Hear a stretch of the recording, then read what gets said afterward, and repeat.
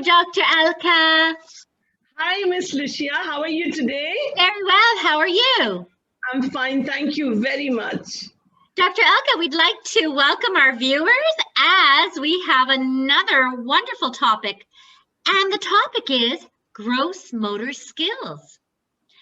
Dr. Alka, what are gross motor skills? Thank you so much, Miss Lucia, for your question. Actually, body and mind coordination is what exactly a gross motor skill is. So when the mind instructs to the whole body and how the body follows the instructions given by the mind to the body and how swift it is. So children who have good gross motor skills, they are the one who are very good in sports. They have very, very rhythmic movements in dancing.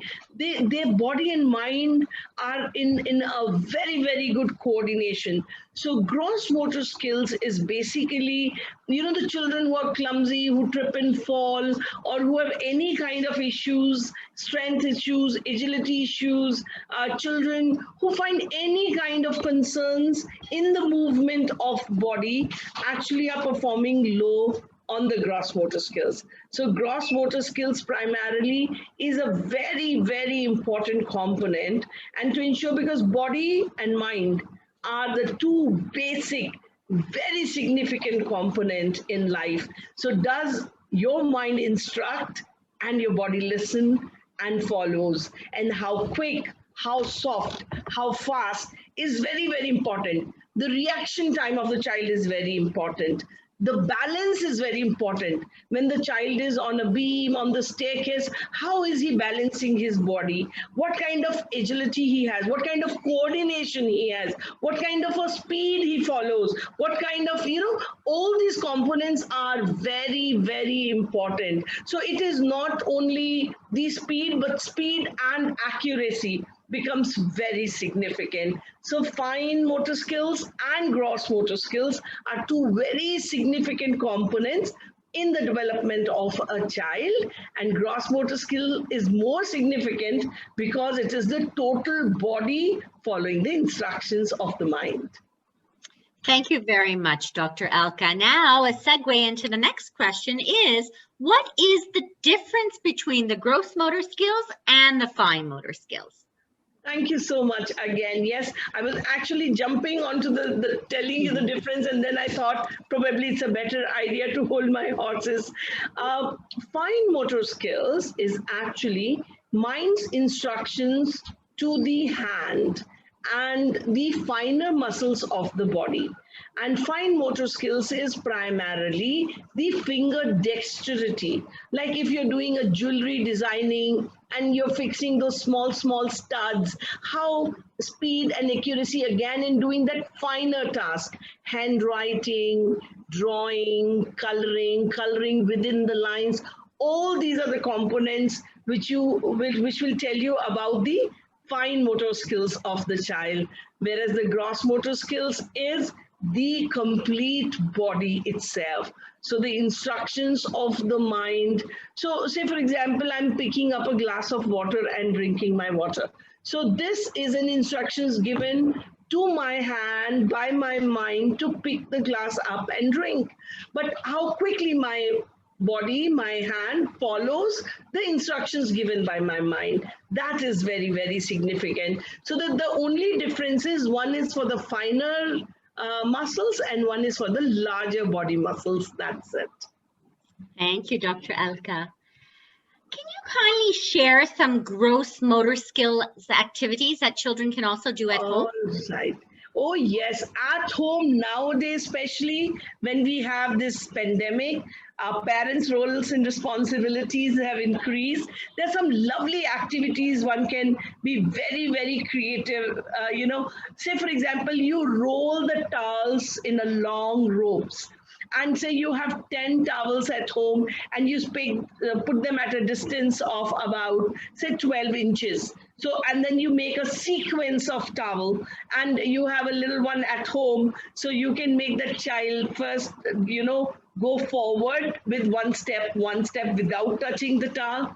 and then one can go backward, then one can go sideways facing towards the wall and take sideways, and then one can do backward sideways. Then not only that, one can go like a spider, so go from one to another. These are all the gross motor skills activities. And not only that, you can make him hop and jump between those lines. It can become very, very interesting, and parents can really plan a lot of things just with the towel. Say, for example, you have sofas at home and you have some cushions. With that, you can make the tunnels, and the child can go under the tunnel, over the tunnel, jump from this corner to that corner. Actually, I very strongly recommend parents to have a at least smaller version of a trampoline. If the child is on an hyperactivity, then a trampoline does miracles, so all the pent up energy can help them by jumping on the trampoline. Or sometimes I would suggest parents even put just an old mattress in a child's room corner, and that corner can become a jumping jacks corner. There are a lot of things which they can do. Parents can play tug of war with the towels, parent on one side and a child on the other side, and they can even mark. The marker can itself be a towel again between both of them, and they can say, who's able to pull whom, and parents can plan success for the child, can craft a success. And these little successes make such a big difference. So you are actually carving a leader in your own child by playing such games. You can even have one bed sheet and both the parents can hold from both sides, and child can be sitting within, so it becomes like a hammock, and you give him those twists and turns and all kind of things. There's so many. I mean, if I start to list out, I think I can list out more than 100 that what we can do at home with the children. We can use various things, tissue boxes, we can use newspapers, any waste material which you have, you can use it and create, even hopscotch jump is such a brilliant thing which can happen. You can make the grids and make child play the language games on the grid and also take care of the gross motor skills. So they are amazing things which can be done by the parents at home. Absolutely. Thank you, Dr. Alka. That sounds like a lot of fun. Why are gross motor skills so important for children?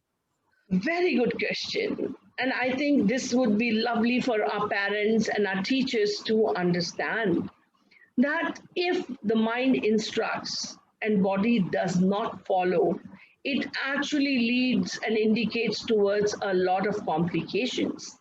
And if one is assessing the gross motor skills from the early years, one is very, very clear about that what are the areas of strength and what are the areas of weakness for the child. So say, for example, that, the body is instructing, the mind is instructing and the body is following, but not at the pace it should. So the speed is the issue. The reaction time is the issue.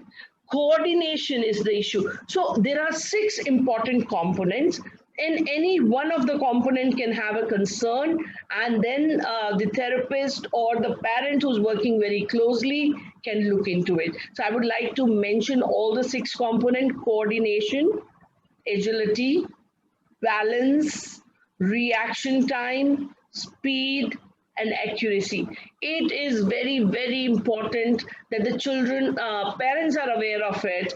Some children are able to walk, but they are not coordinated. Some children are able to march, but they are not coordinated. So they're not able to do left and right together, with the right hand forward, with the left leg forward. They find it very difficult. It is the same hand and the same leg coming forward. So why gross motor skills are important is that if the child has great gross motor skills from the childhood, one can really do well in life. Actually, now there are tools and techniques available. In Germany, at the age of 5, they assess the gross motor skills of the children, and the one who are above 95 percentile, they are selected and put into these sports schools, actually who eventually go and play Olympics for the country. So right at the age of 4 and 5, those skills are noticed, admired, appreciated, and then cultivated. So see how find is the technology today that you can know this and then you can invest into it. So there are certain children who are born with very, very high gross motor skills, whereas there are other kids who are not as good as their counterparts. So it's very important for the educators, for the parents to be aware about. And once they're aware of it, they can, it is a skill which can be learned, but one has to dedicatedly focus and work on it. So whether it is the balance issue or coordination issue, whether it is a reaction time issue or speed and accuracy an issue, it is important to be identified and then sorted, then supported. Like simple activity like clap your hands. Now all the nerves are into your palm, and once you're clapping your hands, you're actually activating your total nervous system. So this is a very quick exercise the teacher can just make. It takes 1 minute of the class time. All right, let all of us start the class by clapping for 1 minute. 1 minute can make a significant difference in the attention span of the child. So attention is very, very, very significant, and teachers need to be aware about it. So what I say, whether you are an educator or whether you are a parent, please assess your children immediately, whatever age or stage they are in, whether they're preschoolers. There's so many games. You go and Google search, you will find for the preschoolers, spider walk, rolling, crossovers. I mean, these are the games, and the little ones love doing it during their PE period. And some of the children have just not experienced that. And then you make them do forward, and then you make them do backward. Even beaming, just put your left feet in front of the right feet and just look in front and walk in a straight line. A lot of children face this as a challenge. Actually, when I reflect back, my younger daughter, who is now a patient of Friedreich's ataxia, the first time when the doctor, she was very, very young and she was fine. She was running, jumping, doing everything. But the first time I started noticing that she just trips and falls. And I took her to a doctor and thinking that it'll be something mild, a gross motor concern, which can be sorted. And the doctor asked, stretch your hand and touch your nose tip and do this quick. And we noticed that when she was doing this, she will do this and her hand will go this side, or hand will go that side. Now see, such a small activity actually diagnosed such a big disorder, that the muscle coordination was missing at a very young age. But she could walk, she could talk, she could do everything for herself. But gradually when the muscles start loosening up, then she had to be wheelchair based, and that is what she is. But what I'm trying to say is that the gross motor skills are very, very significant in life, and we, the educators and the parents, should be very cautious about it. Thank you very, very much, Dr. Alka, for such a thorough description. Can you mention now certain resources that would be beneficial in developing gross motor skills? Well, there are a lot of resources. Actually, when we talk about the playground, all the sports equipments are very, very, whether it is athletics, whether we are using hurdles, whether we are using football, basketball, table tennis, lawn tennis, we have those trampolines, the bigger trampolines.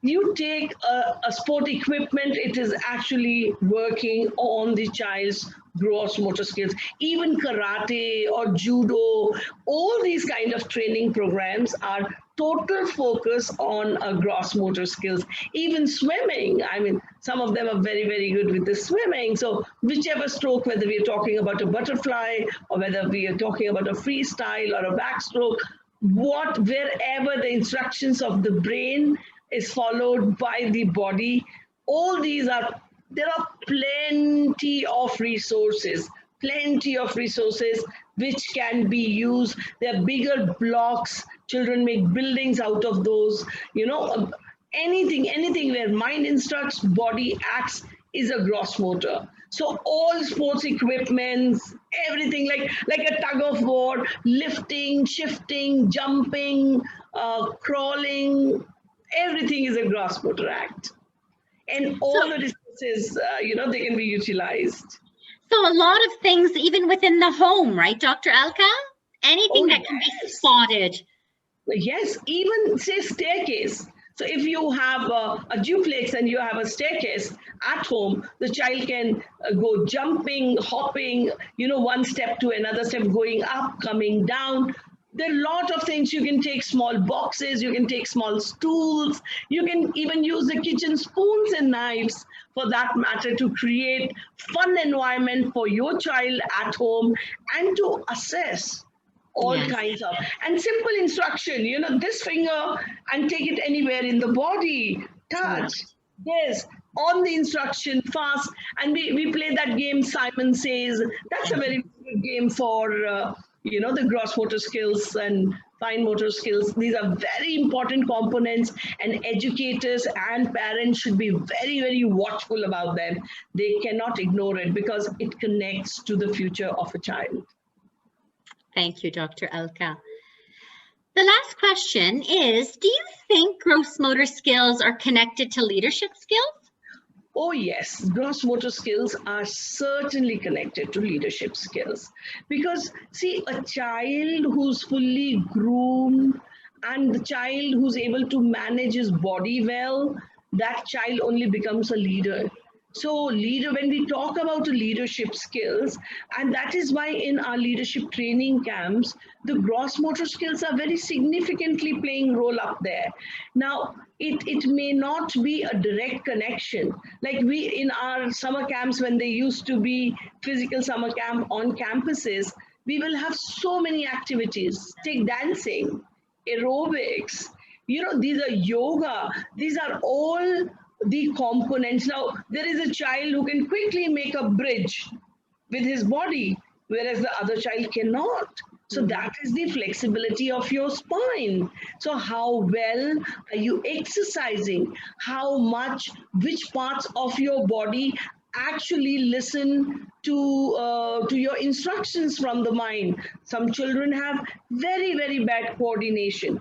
Even if they want, if you see the movements on the rhythm aerobics classes, we will find children will find it so difficult to make the basic moves because nobody ever noticed and supported and helped them. And a child who's able to do well in all his classes, certainly it directly impacts the esteem of the child, the confidence of the child, and the child's perception of the self, that I can do it. I still remember that in yoga classes or aerobics classes, the children who are able to perform better would come up more confident because they will always be kept in front because of their better body mind coordination, and they feel very proud of being in the first row because every child aspires to be there, and sometimes the coordination is not that good. So I would suggest parents that these are the building blocks for the leadership skills of your child. So be more watchful, be more aware, and it is skill based. So more the practice, better they become. The more, see, sometimes I've seen even adults, they are very rigid, their bodies are very, very rigid, but when they start practicing gradually and slowly, the flexibility starts to come, and then they are able to achieve the asanas they aspire to achieve. They are able to move the body parts the way they want to move, and if you don't use it, you lose it. So your agility, if you're not able to use various parts of your body, actually the muscles become very, very stiff, and they become stiff not for anything else because you've just not been using them at all. So it's very important for all of us to do a short morning exercise so that we move, all like moving your neck, rotating your neck, moving your shoulders. I mean, these are some simple exercises which one can do while one is sitting on the study table, but it refreshes you. It makes you feel so good. So I strongly believe that gross motor skills directly connect to the leadership skills, because the leaders who are more agile, leaders who are more coordinated, leaders who have better reaction time, leaders who have better balance, they actually lead the team better, and people hero worship them. They try to be like them, follow them, and that is what the game of leadership is all about. So it's not only studies and books alone, but there are a lot of other factors which can make your young little growing child a leader. So watch them, observe them, admire them, congratulate them, encourage them to achieve what they want to achieve by being more cautious about their own body parts. Thank you so very much, Dr. Alka. Now, it would be nice to call upon our viewers and see if they have any questions for us this evening. So let's see. Any questions for Dr. Alka?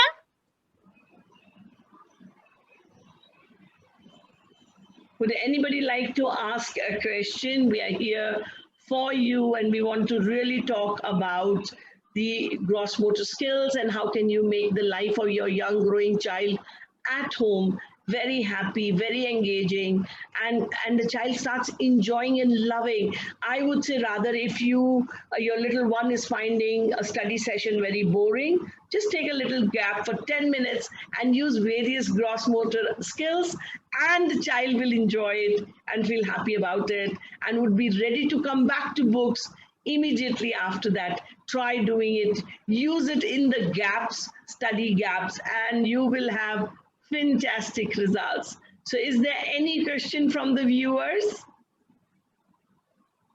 I think it is clear to there. Yes, Doctor. So for the next time then, they can ask their questions. But since we have a few more minutes, it would be nice to hear a little bit more about what is happening at EduScan. So our new academic year has just started for our children, and they have all settled in so beautifully. But throughout the course of the year, we have lots that happens for our community, such as this. We have these lovely talks that provides a lot of community engagement, but there are courses that children can also take in addition. So like our correctional programs, correct, Doctor? Yes, very rightly said, Ms. Lucia, because under our correctional programs, we ensure that whatever is the area of challenge for the child, we support our children and we see they overcome all those challenges and they're able to cover up the gaps. So those are our correctional programs. So if the child is a dyslexic child, dyspraxic child, dyscalculia, dysgraphia, you name it, and we have a correction for lifetime. And all those correctional programs are available on our campus. And not only that, if you know of any child on the spectrum, ASD spectrum, and needs support, EduScan is there. And at a very, very cost effective, and we have very powerful programs where we not only train the children, but we even train their parents. We train LSAs, we train teachers. Actually, I would like to share at this occasion with you, Ms. Lucia, in my latest training, which I concluded yesterday on a Friday, which was for the parent, and there was a parent of a non-verbal ASD spectrum child who started 2 weeks back with me on an ABA training program. And yesterday we have a testimonial with tears, and she said, my child, my only worry was I have a 7-year-old who would not even utter a single syllable. And after the training of an ABA, she said she started trying that out with the child. And yesterday she was mentioning with happiness, the tears of happiness, that the child is not only using 1, 2, or 3 words, but he's using multiple words and enjoying using words. So she could verbalize a non-verbal child, which I think is a very, very big achievement. And I think every parent of a child who faces any challenge, because challenges connect to behavior, and then behavior modification becomes a big concern. So I suggest that we have some lovely online modules for parents for weekends. They must join and support children, because no therapist can be better than mother herself or a father himself. So I think the parents, if you notice your children are facing some challenges, we are there for you. Join us, learn, and help children and make our children a happy community. Thank you so much. Thank you very much, Dr. Alka. So this is a wrap, and we look forward to the next time we meet. So all the best, doctors. Stay well. See you next time. Thank you so much, Miss Lucia. Bye-bye. It's nice to be with you on this platform every time. You're so vibrant and full of energy. Thank you. Indeed, doctor. A pleasure. Bye-bye. Bye.